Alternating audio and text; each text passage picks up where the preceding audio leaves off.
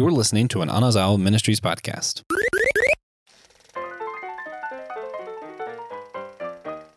What happens when a suicidal wolfman meets a homicidal monster? Hey guys, welcome to the SG Drive-In, part of our Halloween series 2023.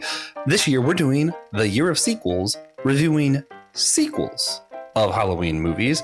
And today we're talking about the sequel of Wolfman Meets Frankenstein. Hey guys, this is, again, Systematic Ecology. We're the Priest of the Geeks. I'm Joshua Noel, your host, here with a guest host, former host of the show, Brandon Knight. And we're going to jump right into this conversation. Since this is a drive-in, we want to just jump in and talk about the movie. And so first things first, Brandon, imagine, nice fall night, early October. We pull up to the drive-in. For some reason, they play Wolfman Meets Frankenstein. What is the first thing? The movie ends. We're in the car together. You look over me and you say, what? I thought this movie was Frankenstein Meets the Wolfman. Is it? Yeah. I think I assumed it was the other way around because because it's really more of a Wolfman movie. Well, there's a reason for that. It's because this is indeed a sequel, the sequel to The Wolfman, but because shared universes and cinematic universes were not original to Marvel, this is actually installment number 5 in the Frankenstein series as well. So It's a both and. It's a sequel and part 5, whatever you call that in movie lingo. So I would say that first. Wait, I thought this was Frankenstein Meets the Wolfman. But I probably would just smile and sigh happily towards you as this film gets started. Because I do really like this movie. It's one of my favorite sequels of the Universal Monster era of films. There's a lot of stinkers in there. It's a lot of dud sequels. This is one of the better ones for sure. Yeah, I don't know what the first thing I said would be. I think honestly, if I'm just going like genuinely, if this was my first reaction, I'd probably say something about how frustrated I was that there wasn't more Frankenstein. Oh, really? Yeah. You like yourself a lot of Frankenstein. I was like, this was felt more like it was just a Wolfman movie, and they just kind of added Frankenstein at the end. Like, yeah, we'll plug him in here. Yeah, it does kind of he does get more shoehorned in. Frankenstein does. It's very logical. I like the logical progression the story does take. Because obviously it's a horror movie. You don't need logic. That's just how the genre works most of the time. How is Jason still alive? I don't know, Sam.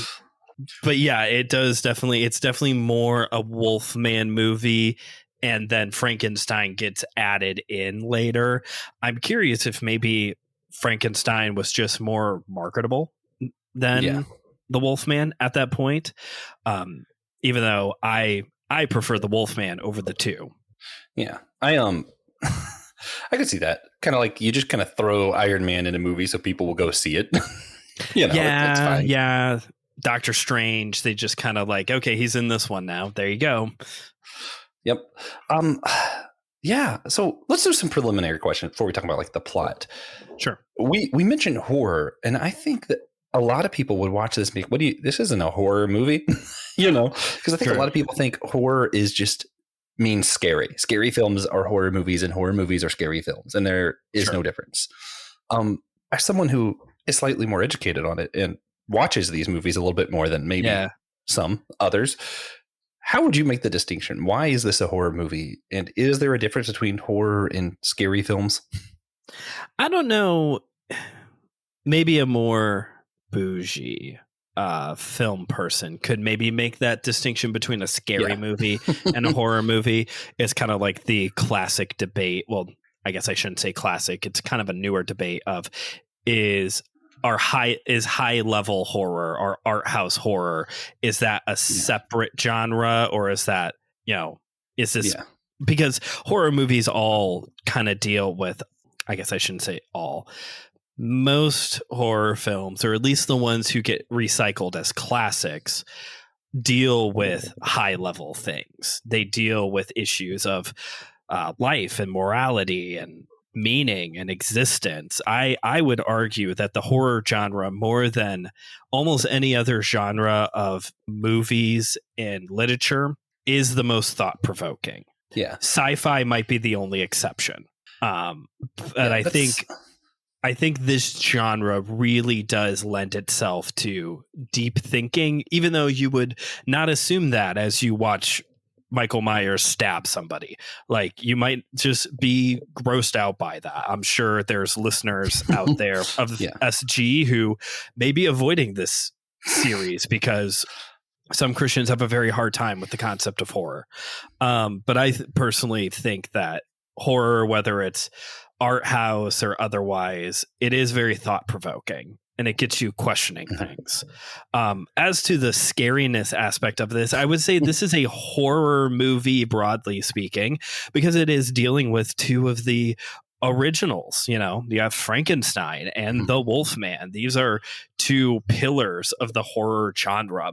Plus, even though maybe for us as modern watchers, modern viewers, it's not scary. And the practical effects are very practical to the point where you can see the strings at times. But adds to the charm. It does add to the charm, in my opinion. But for me, if you can get past the now cheesiness and low grade horror of it, there is a man who on a full moon turns into a wolf. He can't control it, and he will tear apart anybody who he comes across. That is scary. And he also can't die. Yeah. There's also a monster who was sewn together but from dead, decomposing body parts. And Dr. Frankenstein, Victor von Frankenstein, was able to do the impossible and bring life to a corpse, saying the infamous line that got deleted from the original Frankenstein of, "Now I know what it's like to be of God," or something like that. That's terrifying. The modern Prometheus, like, these things are actually scary when you stop to think about it. We just don't. It's just, fun black and white movie. Yeah. Again, I am no film critic. I don't actually know the differences between these terms, but I've always thought of like scary, like Jurassic Park can be scary if you're young enough, right? Or if they did it differently. Things jumping out can't scare me. Yeah. I think horror to me is more like a conceptual thing. The idea of someone just being able to make a monster that cannot die, that's just a killing machine. Sure. That is a horrifying idea, whether or not it's scary. So I think that's just kind of how I've made that separation in my head. That is true, because there are movies that are scary that people would not necessarily label as a horror film, although some people would. Jaws is a good example of that.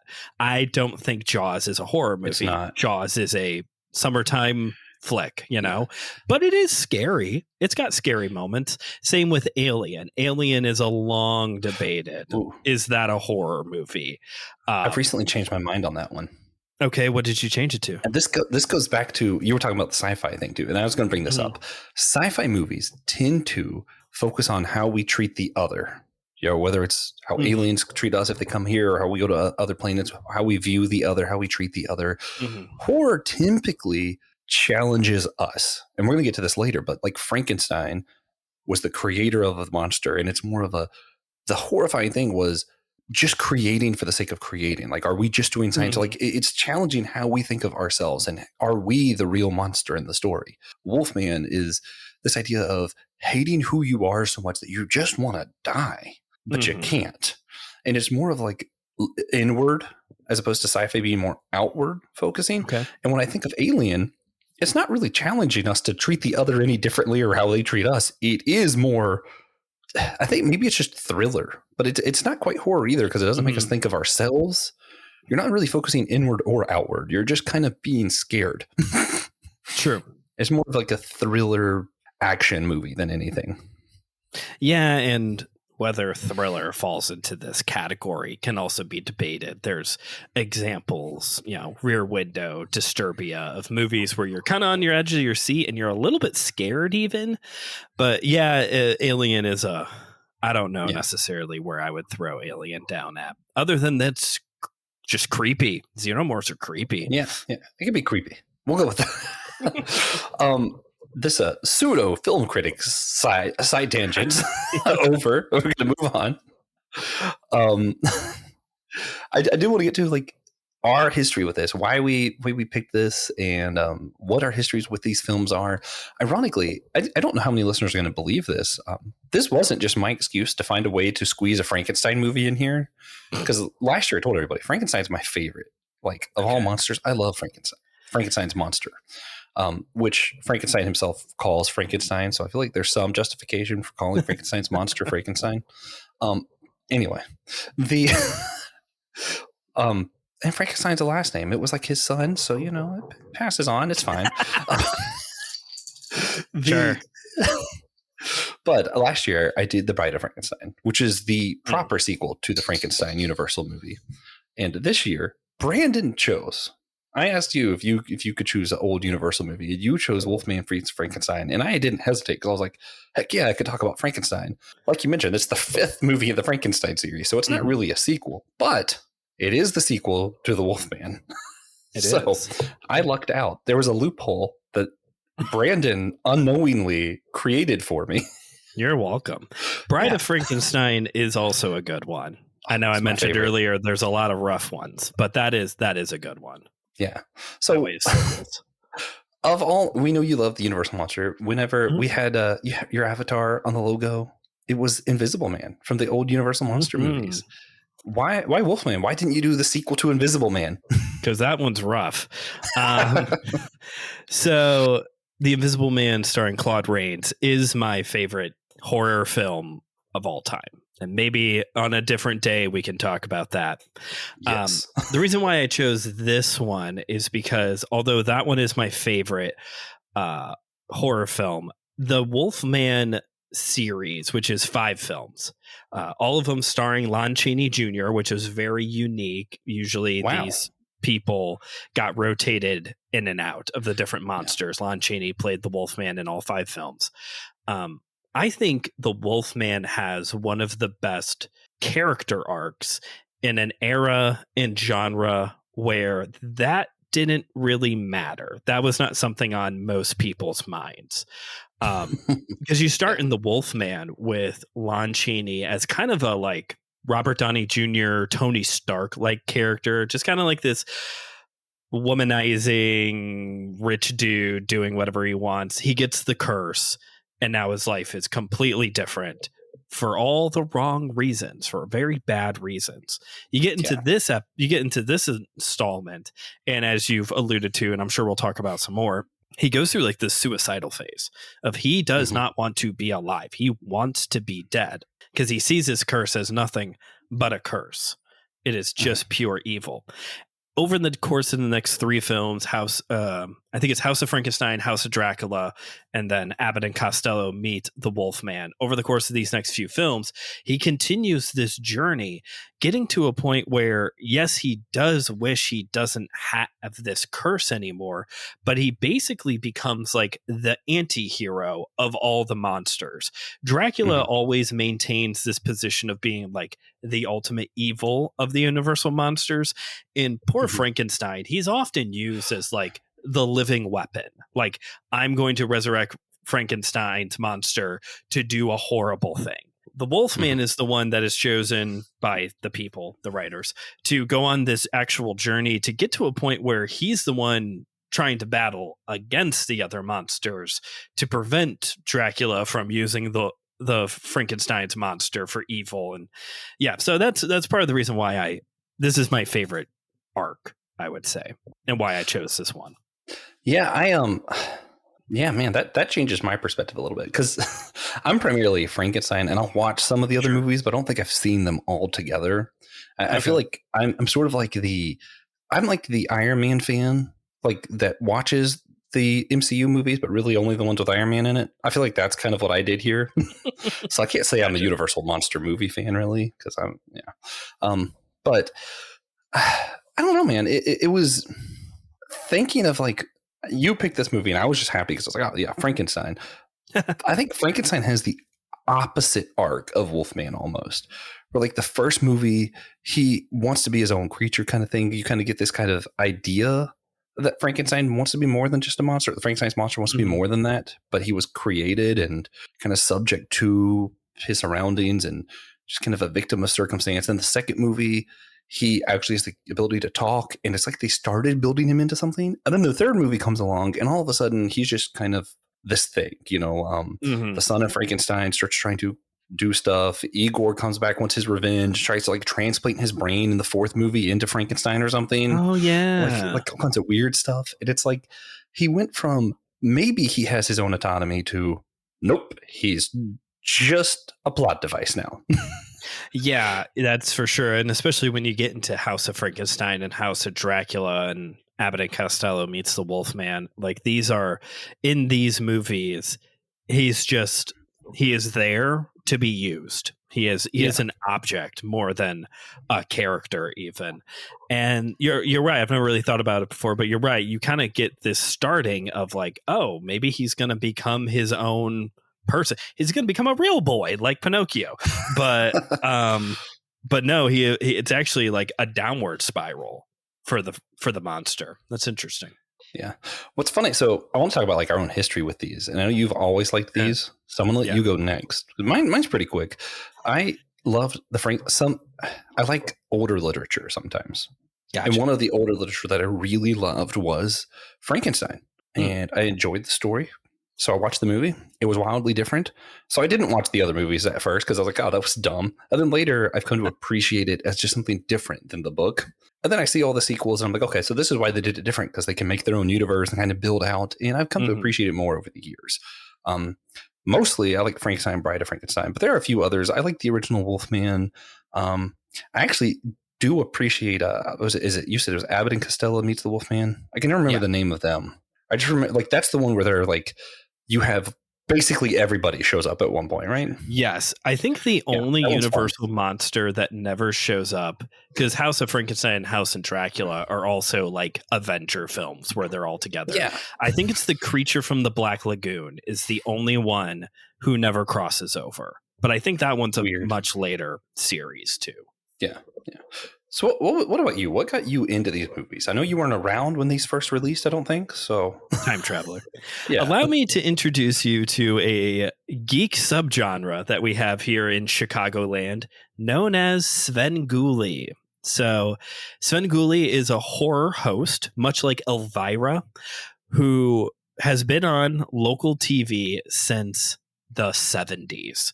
Local channels, channel WCIU, the U, channel 26, Fox 32, and every Saturday night, Svengoolie shows you a horror film, and in between commercial breaks, does little like dry pun dad joke kind of comedy in between ad breaks. The show moved to MeTV back in, it's probably been like a little over 10 years now, and when that happened, MeTV went nationwide. So now all across the United States, if you have MeTV on Saturday nights, you can tune in for Super Sci-Fi Saturday Nights and check out Star Trek, Batman, Wonder Woman, and then later in the evening you get a Svengoolie movie. And I right this month is Bonanza, I think is what they're calling it. So it's like everything is like scary right now over on MeTV on the weekends. And like I said, if you have the channel, you can check it out. But this has been like a long running geek subgenre here in Chicagoland and Northwest Indiana. I mean, I've watched it almost every single Saturday night throughout my childhood. And oh wow. Early on, it was more so like the real crap horror films that are so bad they're funny type of movies. But about 10 years ago or so, they got a distribution rights from Universal to be able to show these classic movies, which is when I started getting to watch a bunch of them. And I mean, I've met him twice. I've met him twice. One time at the most Midwestern place you can be, White Castles. My son had my parents bought my son, no nuance, got him a onesie, official chicken thrower in training. And if you want to know what that means, you got to go check out Svengoolie. It's just a lot of fun. All right. You had no idea that any of that was going to happen. Yeah. I thought it was just going to be, my dad owned the film. We watched the film. Nope. I'm a part of a subgenre. I love it. I love it.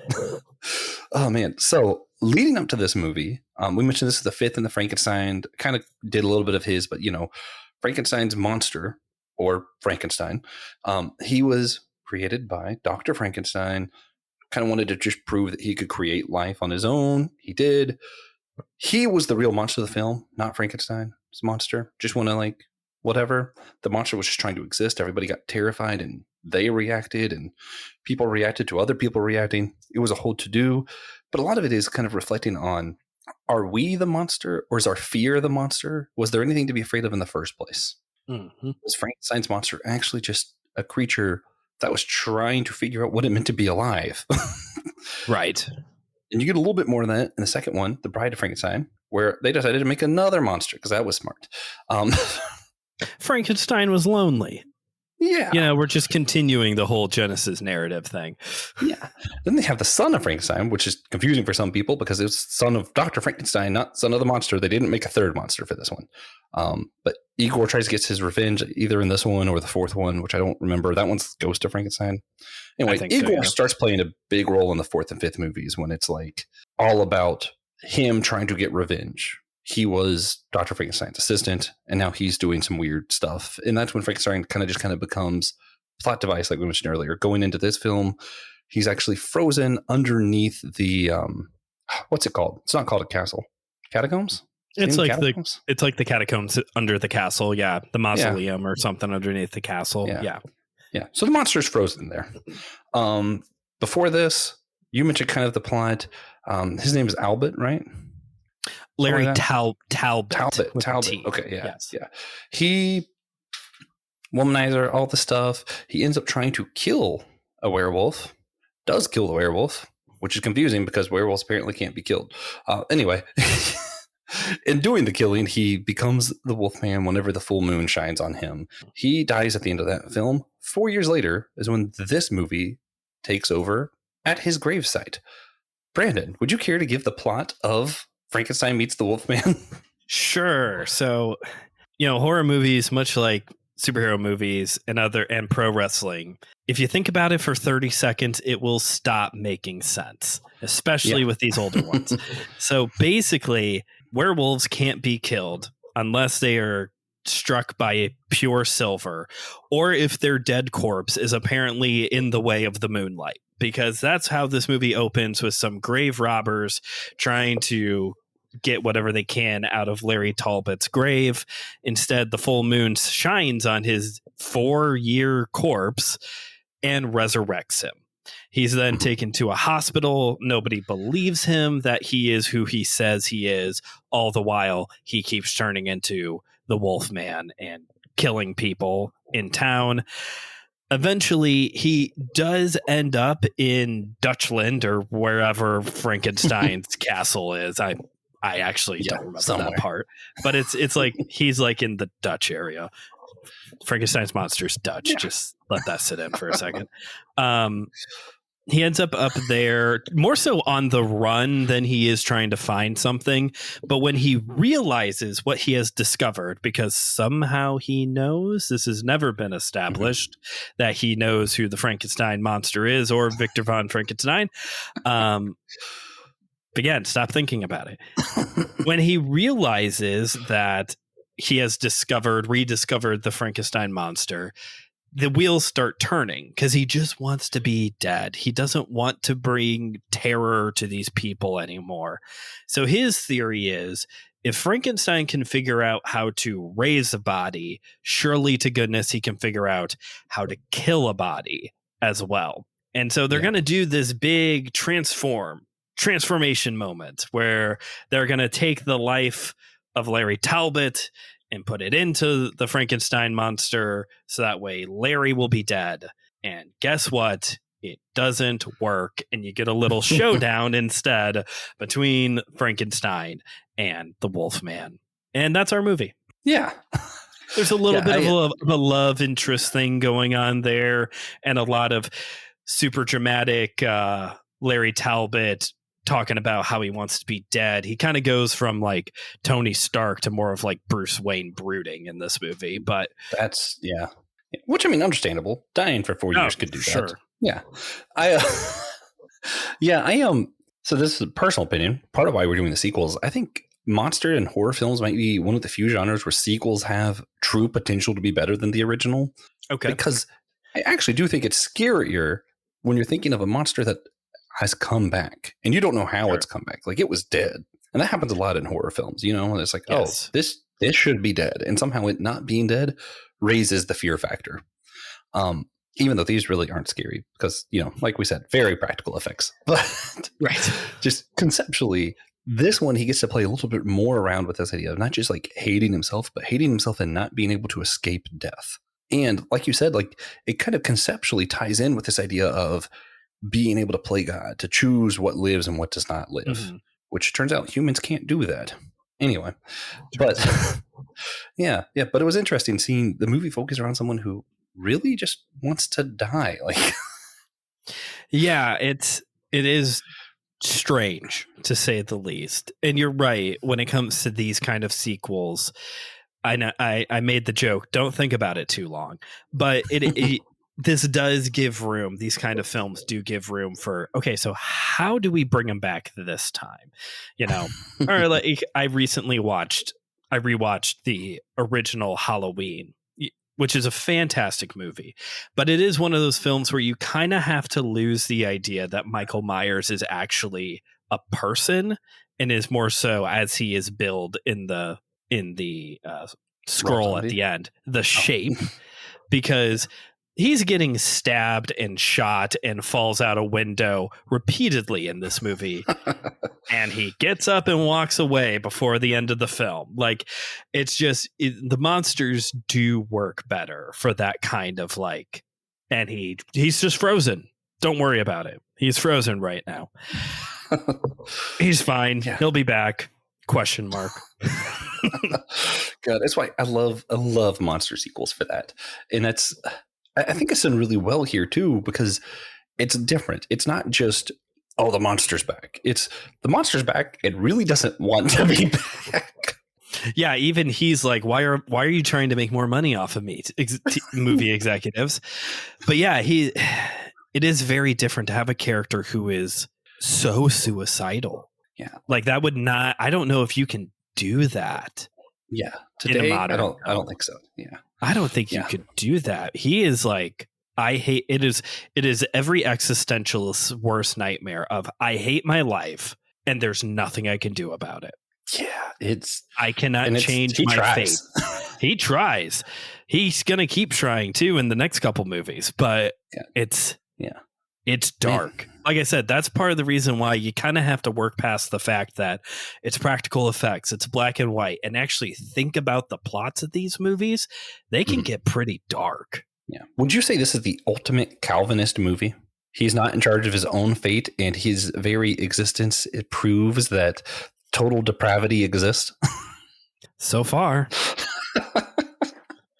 Oh, man. He does get redeemed too, and it's limited. He's the only monster that kind of turns good by the end of the series. Yeah, he is the Calvinist monster. Yeah, Wolfman is the Calvinist monster.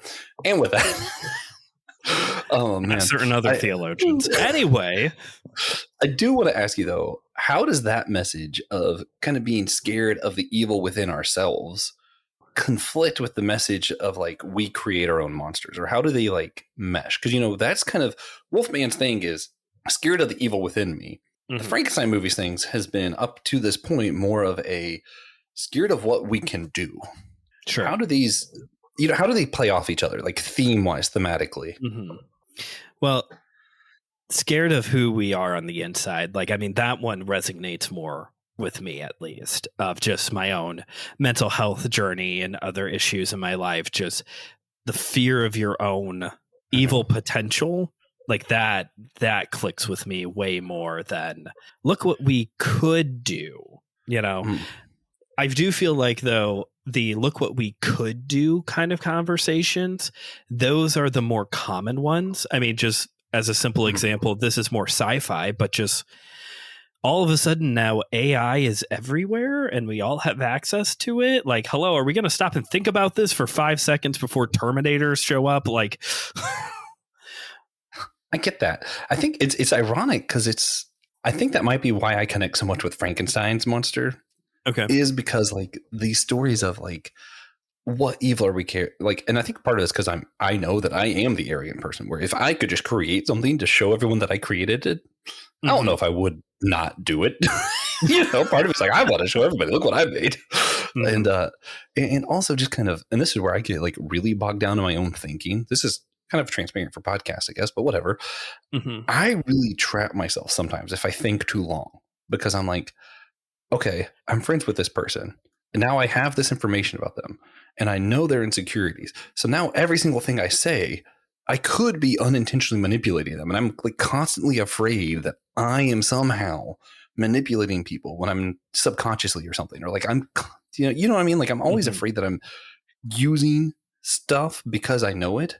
And it's almost like I intentionally sometimes become distant from people because I'm so scared that I'm doing this stuff subconsciously because of, again, I guess that goes back to the evil within me, but it's more of like am I the bad guy?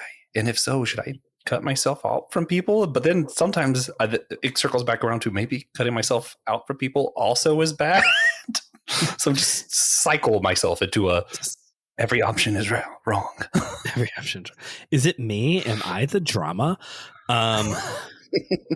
Yeah, I get that. Like, I think that speaks to the fact about how these themes do play off of each other. Of it's not necessarily one or the other. It could very easily be both in a real world kind of scenario. Because even you talked about how in the original Frankenstein, it's Dr. Frankenstein who is the real monster, and although he is doing something, this comes from him. He is doing something. He is feeding an internal thing through his creation here. And the only difference is that he sees it as a good thing. Whereas with Larry Talbot turning into the Wolfman, he has this internal thing that becomes an external action that he absolutely hates and does not want to do. Wolfman also is the embodiment of that the verse of Paul where he's like, I do what I do not want to do and I don't do the things that I wish I did. I mean, the Calvinist joke from earlier aside, I think that is very accurate of, especially Wolfman's here early first. on, is like, he is that moment of Paul of like, I'm doing these things. I do not want to do them, but there's like, it's almost like I have no control, Man. And this is where we're going to verge on being like too evangelical for this podcast. But here we go. Brandon Knight, what is the answer? Like, what if I see this in myself of this, like, maybe I have this evil I hate within me and I do things that I don't want to do, or maybe going back to my thing with Frankenstein earlier, that I'm just so afraid that I'm the bad guy in my relationships. I'm scared to have relationships. How do we answer the evil within ourselves? Because even after we're Christian, this is where I'm going to throw it out, because I don't want to do the easy, find Jesus answer. Because even after we're Christian, I still have those fears. I still have those, maybe I'm the bad guy. Because I know lots of people who were Christians that were the bad guys, I mean, I would say, without just going to the Jesus answer, it's still kind of a Jesus answer, but it's a little bit more thought out. Yeah. So we brought up this passage from Paul in Romans. I can't remember if it's the same chapter or not, but Paul does conclude, it's one of the big crescendos within the book of Romans, is thanks be to God for Christ Jesus. Of just like this moment of declaration of, I know the sin that I was in. I know the desires that I have now. Thanks be to God for Christ Jesus. And I think it's a hard place to get to, for sure. And it's not just saying, thanks, Jesus, woohoo. I'm not trying to do that, but it's very like, that is Paul's solution. That is where Paul gets to, is thank God for Christ Jesus, trying to realize what we do have in Christ Jesus, at least as the starting place. When it comes to recognizing the evil, though, inside of us, like, it's hard. I don't want to downplay that, because I live in it a lot, just with my own mental health and existentialism, because it's just part of the brand. Yeah. That was an insensitive joke, but also it's part of my life. So I would say, going to that second part of like, I'm afraid of community, essentially is what you're saying here. I would almost argue that the idea of being afraid of being in community is the reason to be in community. If you're having those thoughts of, I cannot be accepted for who I am, or I am scared how I am going to treat other people, for how God has set up this system that we have known as Christianity, community is a non-negotiable. This is a part of it. And again, it's hard and it's tricky. And I get it. If you're going to be that, if you're that person who's like, I don't know if I can trust myself around other people, but take it slow, you know, show some grace for yourself. You don't have to go all in all at once. You may not be able to ever go all in, but we are to be in community. So take it slow. Ease yourself into the water, and don't expect too much out of yourself. Give yourself some grace, because we don't give ourselves grace, even though in either situation, this is a me thing. Yeah, man, some Christian therapy with our monster movies pair perfectly together. No, I needed that, and I don't want to say I agree, because I feel like this got really personal. Everybody just got to listen, and I'm like, no, I needed that, Brandon. Thank you. Well, good. I needed it too, because I'm having issues with my own home church, actually. And part of the healing process has been, I still need to be there and look for the good. And good is subjective. I understand that, but that's been part of my process. So for all the non-Christians listening, I would say God provides a way. Sometimes things do happen for people overnight. I've heard those testimonies, and I don't want to belittle them. A lot of times it is little by little. I found myself, I mentioned my fears and things I struggle with on this episode, and they're better now than they used to be. They're still there though. And I think, as I spend time with God and do some of the spiritual practices stuff, it gets better. I like that answer. Look for the good. I would say, as Christians, look for the good in God, in one another, and in yourself. I know that's a hard one, but it says love others as you love yourself, and implies that you love yourself. So got to work on that sometimes. You do have to work on that sometimes. Hey, look, I think we idolize this, but there's nothing inherently evil with self-care. Take a break. Yes. Go read a book in a cozy corner and relax, or whatever that looks like for somebody. Yeah. Man. And before I start speaking on tongues on the episode, we're going to transition to, sorry. I've gotten a lot of interesting comments before. After I've got done preaching, I'm just going to add that one on the list. It's a different one. Yeah, Brandon has that list. TJ has a list of my wrong opinions. If you want either, go to our Patreon. I don't think you'll get either of them, but you might. Hey, if you want a Patreon episode of all the weird things people have said to me after I've preached, that might be more of a whole church thing. But we could do that sometime. One of the Anazao shows. It's fine. If you're enjoying our series, make sure you go to the show notes down below. We have a playlist of all of the sequel drive-ins we've done so far. But Brandon, if you're enjoying a fall drive-in with me, it's cold outside a little bit. We have to have our windows cracked because we have little speakers inside the car. Oh, yeah. What hot beverage are you enjoying during the film? During this film particularly? Oh, like a themed beverage? Yeah. I mean, it's a little early in the season, but this does sound like, what do you call that? The hot German wine. I can't think of what it's called right now. That stuff's good though. Yeah. I must be driving.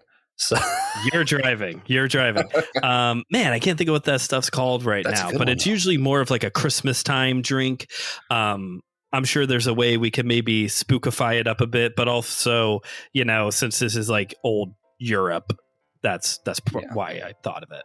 Man, I was just going to go classic hot chocolate, extra chocolatey, extra hot, but on top, it's like the marshmallow whip. It's like Jet Whip or something. You know what I'm talking about? Oh, sure, yeah. Yeah, okay. I like that stuff on it because just marshmallows, you just get like chunks here and there. Now I want like a full layer on top. That's fair. Is there any you got any like pumpkin looking sprinkles on that Jet Whip or? Actually, I crumble some graham crackers on top, so it's kind of like a like a s'more almost. Yeah. Yeah, well, that's Yeah. good. I like that. I got might be creative my at the chaser end. to I try started and with bring like me down. classic hot chocolate. Oh man! Right. Then it turned into a whole thing. Okay, guys. Well, rate and review this show on Podchaser or Spotify, Apple Podcasts, whatever works for you. We appreciate it. The ratings help people find the show. Check out the show notes again for the playlist of this whole series. And remember, we're all a chosen people, a geekdom of priest.